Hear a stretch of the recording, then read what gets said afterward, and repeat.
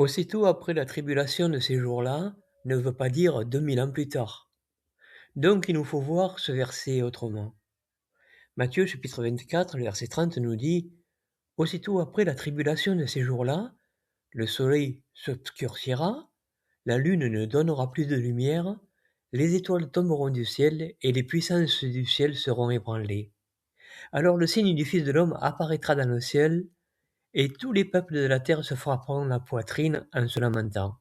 Et ils verront le Fils de l'homme venir sur les nuages du ciel avec puissance et grande gloire. Nous savons que la grande tribulation de 66 à 70 s'est passée en deux fois. 66, les armées romaines ont commencé à saper les fondations du temple, et en 70, ils sont entrés dans Jérusalem.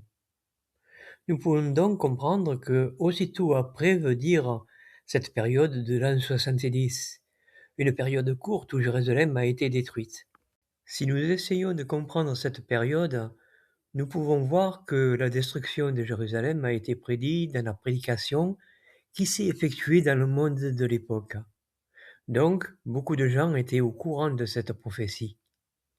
Le fait d'entendre que Jérusalem soit tombée a été comme un éclair dans le ciel, et d'un coup la réputation de Jésus s'en est trouvée glorifiée. Aussitôt après, il nous invite à penser de cette façon, sans démolir le contexte de ce chapitre. Alors, ce ne veut pas dire qu'il n'y a pas de lien avec notre époque. Le récit est peut-être fait pour nous indiquer la même situation. Mais nous devons être prudents, ce n'est pas dit. Aucun verset ne renvoie à notre époque.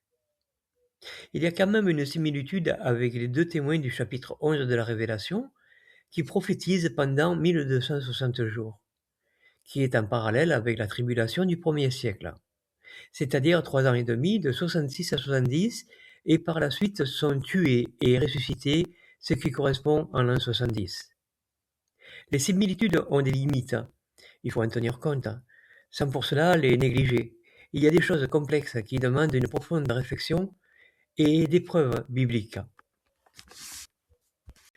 En règle générale, nous devons nous appuyer sur ce que nous dit le livre de la Révélation pour les prophéties.